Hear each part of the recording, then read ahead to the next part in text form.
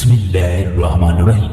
दोस्तों, हर मुसलमान की ख्वाहिश है कि अल्लाह तबारक व तआला उसे जन्नत अता करे और जन्नत की हूरें उसकी बीवियां हो।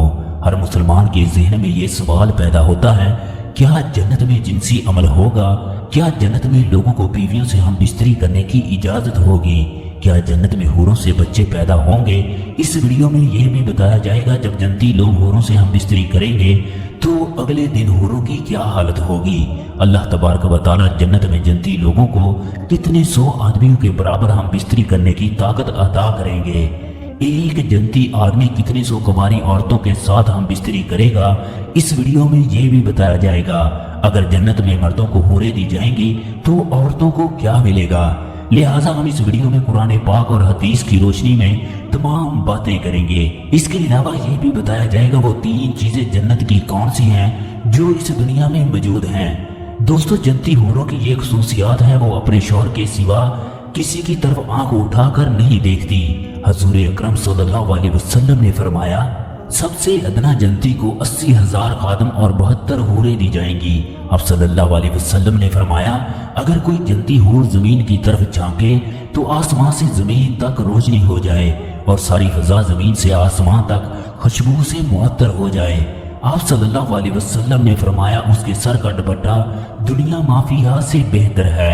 आप सल्लल्लाहु अलैहि वसल्लम ने यह भी फरमाया, जन्नत की हूरें इस कदर खूबसूरत हैं, उनकी पिंडली के अंदर जो मग़ज़ है वो भी दिखाई देता है। सैयदना अनस रज़ी अल्लाह ताला अन्हु से मरवी है, हजूर अकरम सल्लल्लाहु अलैहि वसल्लम ने फरमाया, जिब्रील अलैहिस्सलाम ने मुझे बताया, जब कोई आदमी किसी हूर के पास जाएगा तो वो उसका मुसाफिया करेगी, उसका इस्तकबाल करेगी, फिर तुम जिस उंगली से चाहो पकड़ो। अगर उसकी उंगली का एक नाखन दुनिया में ज़ाहिर हो जाए तो उसके सामने चांद और सूरज की रोशनी भी मांद पड़ जाए। अगर उसके बालों की एक लट ज़ाहिर हो जाए तो मशरक़ व मग़रिब की हर चीज उसकी पाकीज़ा खुशबू से भर जाए। जन्नती शख्स अपनी मसहरी में बैठा होगा, अचानक उसके सर पर एक नूर ज़ाहिर होगा। वो इस बात का गुमान करेगा कि अल्लाह तबारक व तआला अपनी मखलूक पर निगाहे करम फरमा रहा है। लेकिन जब वो इस नूर को देखेगा तो वो एक हूर होगी जो उस आदमी से कह रही होगी, ऐ अल्लाह के वली, क्या तुम्हारे पास हमारे लिए वक्त नहीं है? ये आदमी पूछेगा, तुम कौन हो?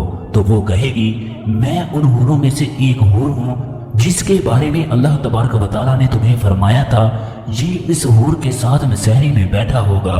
एक और हूर पुकारेगी, ऐ अल्लाह के वली, क्या तुम्हारे पास हमारे लिए वक्त नहीं है? इसी तरह ये आदमी एक हूर से दूसरी हूर की तरफ मुंतकिल होता रहेगा। हजरत सैयदना अब्बास रज़ी अल्लाह ताला अन्हु फरमाते हैं, अगर हूर अपनी हथेली जमीनों आसमान के दरमियान ज़ाहिर कर दे तो उसके हुस्न की वजह से मखलूक फितने में पड़ जाए। अगर वो अपना दुपट्टा ज़ाहिर कर दे तो सूरज उसके हुस्न की वजह से धूप में रखे हुए चिराग की तरह हो जाए जिसकी कोई रोशनी नहीं होती। अगर वो अपना चेहरा ज़ाहिर कर दे तो जमीनों आसमान की हर चीज ज़ाहिर हो जाए। फिर फरमाया, अगर जन्नती औरतों में से कोई औरत 7 समुद्रों में अपना थूक डाल दे तो वो सारे समुद्र शहद से ज्यादा मीठे हो जाएं। दोस्तों, जन्नत में अगर मर्दों को हूरें दी जाएंगी तो फिर औरतों को क्या मिलेगा? अगर नेक औरत इस दुनिया से रुखसत हो जाए तो वो अपने नेक शौहर के साथ जन्नत में रहेगी। ये औरत तमाम हूरों की सरदार होगी। अल्लाह तबारक व तआला इस औरत को तमाम हूरों से ज्यादा खूबसूरत और हसीन बनाएगा। ये दोनों मियाँ बीवी एक दूसरे से टूट कर मोहब्बत करने वाले होंगे। इसका शौहर भी इंतहाई हसीन होगा, लिहाजा ये इसके साथ जन्नत में रहेगी। जो औरत शादी से पहले फौत हो जाए उसको ये इख्तियार दिया जाएगा, वो जिस जन्नती मर्द को पसंद करेगी उससे उसका निकाह कर दिया जाएगा। उम्मे सलमा ने हजूर अकरम सल्लल्लाहु अलैहि वसल्लम से पूछा, हम में से बहुत सी औरतें 3-4 निकाह कर लेती हैं, उनके शौहर फौत हो जाते हैं, जन्नत में से कौन उसका शौहर होगा? हजूर अकरम सल्लल्लाहु अलैहि वसल्लम ने फरमाया, वो औरत इन मर्दों में से किसी एक का इंतखाब करेगी। वो औरत अल्लाह तबारक व तआला से कहेगी, या अल्लाह, ये मर्द दुनिया में मेरे साथ अच्छे अखलाक से पेश आया, लिहाजा मेरा इसके साथ निकाह कर दें। उम्मे सलमा हजूर अकरम सल्लल्लाहु अलैहि वसल्लम से अर्ज करने लगी, या रसूलल्लाह, मुझे आप ये बताएं, दुनिया की औरत अफजल है या जन्नत की हूर? तो आप सल्लल्लाहु अलैहि वसल्लम ने फरमाया, दुनिया की औरत को जन्नत की हूर पर वही फजीलत हासिल होगी जो बाहर वाले कपड़े को अंदर वाले कपड़े पर हासिल होती है। ایک مرتبہ ایک یہودی حضور اکرم صلی اللہ علیہ وسلم کی خدمت میں حاضر ہوا اور کہنے لگا، اے ابو القاسم، کیا آپ یہ کہتے ہیں جنتی لوگ کھائیں گے بھی اور پیئیں گے بھی؟ اس کے جواب میں حضور اکرم صلی اللہ علیہ وسلم نے فرمایا، قسم ہے اس ذات کی جس کے قبضے میں میری جان ہے، جنت میں ایک جنتی کو 100 آدمیوں کے برابر کھانے پینے، شہوت اور ہم بستری کی طاقت دی جائے گی۔ اس پر یہودی کہنے لگا، جب وہ شخص کھائے گا اور پیے گا تو اس کو قضائے حاجت کی ضرورت تو پیش ہوگی۔ اس کے جواب میں حضور اکرم صلی اللہ علیہ وسلم نے فرمایا، ان کی حاجت اس پسینے سے دور ہو جائے گی جو مشک کی طرح ان کے جسم سے نکلے گی، اور پھر ان کے پیٹ ہلکے ہو جائیں گے۔ جنت میں انسان جو چاہے گا اسے وہ ملے گا، اگر اولاد کی خواہش کرے گا تو اسے اولاد بھی دی جائے گی۔ یہ اولاد دنیاوی اولاد کی طرح نہیں ہوگی۔ حضور اکرم صلی اللہ علیہ وسلم نے فرمایا، اگر کوئی مسلمان جنت میں اولاد کا خواہش مند ہوگا تو اس کی خواہش اس طرح پوری کی جائے گی، عورت کے ہاں بچے کا حمل قرار پانا، اس کا پیدا ہونا، اس کا 30 سال کی عمر تک پہنچنا، سب کچھ ایک ساتھ ہی عمل پذیر ہوں گے۔ صحابہ اکرام نے حضور اکرم صلی اللہ علیہ وسلم سے دریافت کیا، کیا ہم جنت میں ہم بستری کریں گے؟ آپ صلی اللہ علیہ وسلم نے فرمایا، جی ہاں، قسم ہے اس ذات کی جس کے قبضے میں محمد صلی اللہ علیہ وسلم کی جان ہے، جنت میں ہم بستری ہوگی۔ جب جنتی ہم بستری سے فارغ ہوں گے تو جنتی عورتیں دوبارہ پاکیزہ اور کنواری ہو جائیں گی۔ ایک شخص ایک دن میں 100 کنواری عورتوں کے ساتھ ہم بستری کرے گا۔ جنت میں کوئی بھی بغیر جوڑے کے نہ ہوگا۔ جنت میں جنسی خواہش کا سامان انتہائی عمدہ طریقے سے ہوگا۔ وہ جنسی خواہشات جو بدکاری اور زنا کے زمرے میں آتی ہیں ان سے اہل جنت پاک ہوں گے۔ جنت میں گناہ کا کوئی تصور نہ ہوگا۔ جنتی لوگوں کو جنت میں خوبصورت، پاکیزہ، حسین، دلکش اور آنکھوں کو ٹھنڈک دینے والی بیویاں ملیں گی۔